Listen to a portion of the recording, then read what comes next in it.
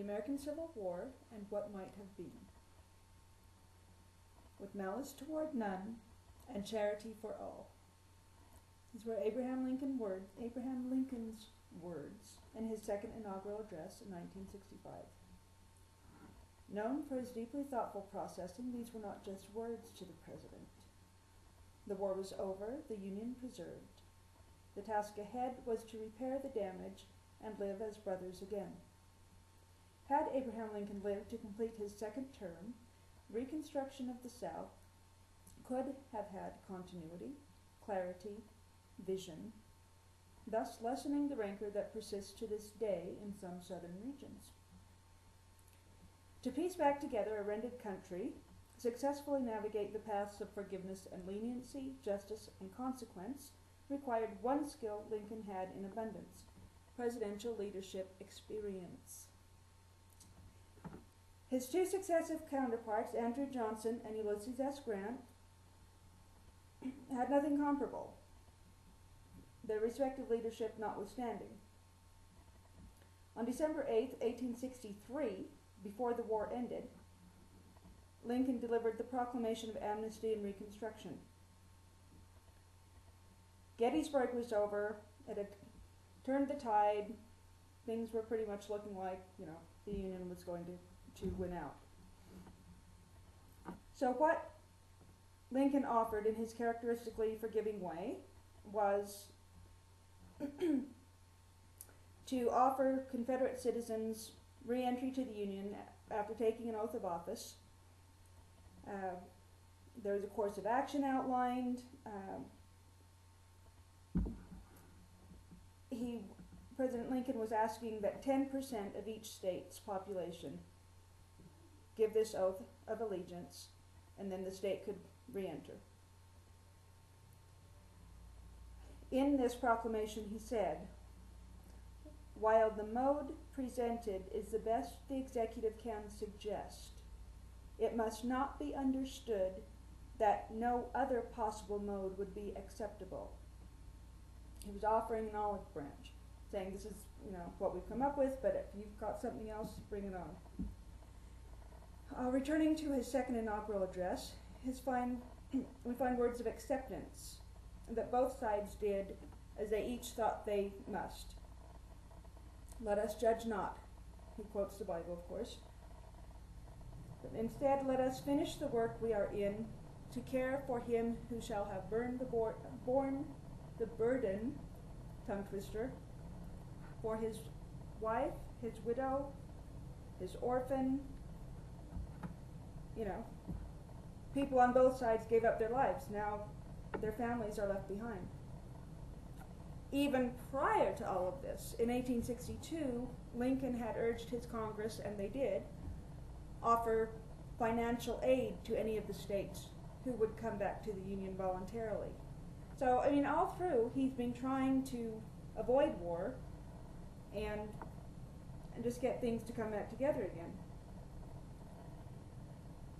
His Congress, at the time President Lincoln gave his proclamation, his Congress came up with a different alternative called the Wade-Davis Bill, and they were asking for 50% of each state's population to give this oath of allegiance before they would be allowed back in. Abraham Lincoln vetoed it. He felt it was far too punitive, and frankly I agree, but that's not the point. And most of the facts that I'm kind of quoting to you come from two sources, mappinghistory.com and sparknotes.com, and of course Abraham Lincoln's speeches themselves you can find written in any number of locations. But Andrew Johnson, who succeeded Abraham Lincoln after he was assassinated, came up with yet another proclamation of amnesty and reconstruction. His plan didn't really say any percentage one way or the other, but he did put a line in there about income. People over a certain income he didn't think should be allowed back in the Union. And yet, it was just so much words, because everything that he said seemed to be summarily forgotten. Anybody was let back in. When his Congress was on summer recess, the southern states sent out some quasi-new state constitutions, and he accepted them all without his Congress, and those then allowed for what they called black codes to become commonplace. They further limited the rights of black people. Black men couldn't marry white women. They could not enter into contracts. They could not testify against white people. On all of this, just because of Andrew Johnson letting them in without more care to what they had actually put in their state constitutions. Beyond merely claiming Reconstruction, Lincoln ordered the formation of the Freedmen's Bureau, again mappinghistory.com, 2011. The agents were to facilitate the education, housing, employment, etc. of the newly freed slaves. No small feat, as it was comprised of nearly 4 million people, the population that they were to oversee. But obviously Lincoln knew their assimilation into active society had to be orchestrated, or it would never work, it would never happen. His leadership abilities were immense. He did not come to his post knowing everything, but he made himself learn. What he didn't know, and they said he spent hours and hours and hours in the Library of Congress studying. One example, the whole point of this was because he didn't want to rely on everyone else's opinion and advice. He wanted to be able to make better informed decisions himself. He was the president, for heaven's sakes. Just before he delivered the final Emancipation Proclamation, he said to his cabinet,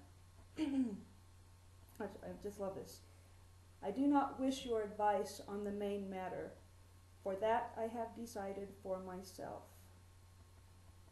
It would just be so lovely if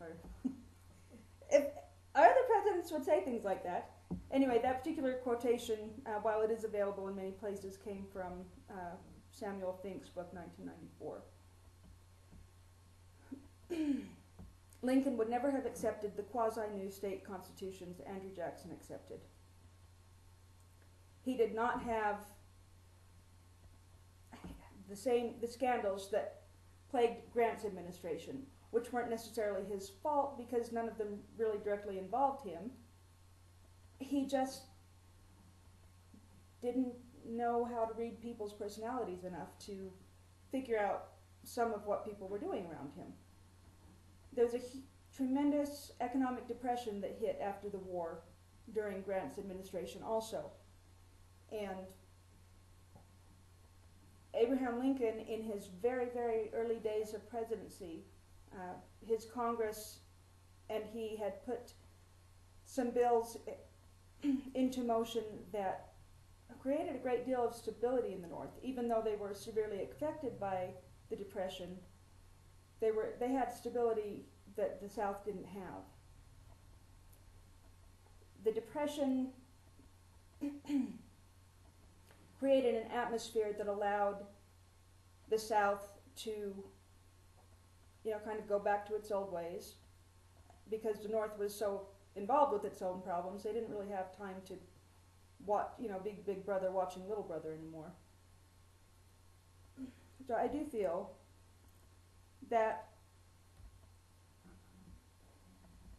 with a seasoned president, with a leader of Lincoln's foresight, that things could have truly been more successful in reconstructing the South, in assimilating the black population, and in avoiding the rancor that persists for some unknown reason, and frankly in helping black people to feel like they actually were free, the same way that we were free.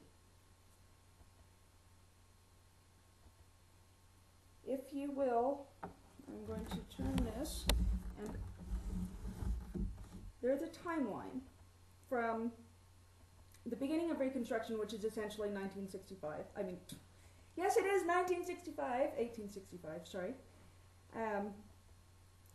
The Congress, which became known as the Radical Congress, gave us the 13th, 14th, 15th constitutional amendments. They were trying to mitigate the damage done by Andrew Johnson, by the black codes. They were trying to get the rights of black people secured. Yet that same Congress, under Grant, separated the South into 5 military zones. They sent the military down to assist them in redrafting entirely new state constitutions. The people, of course, were very upset about that. We don't need to live under military rule. And in 1877 was technically the end of Reconstruction, because what happened was there was a presidential election. Rutherford B. Hayes was the Republican, and he took the electoral vote. Possibly. There was a little discrepancy. And the Democratic candidate took the popular vote. So, because of the electoral controversy, they had a little powwow. And the South said, you know what? You can have the presidency. Republicans were mostly North, Democrats mostly South. Said you can have the presidency as long as you withdraw all the troops. And so that's what happened. Rutherford B. Hayes became president. All the troops were removed from the South. Our involvement in trying to do any Reconstruction came to an end. Now, any questions?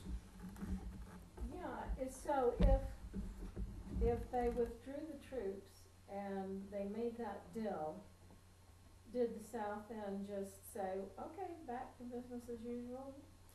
Kind of.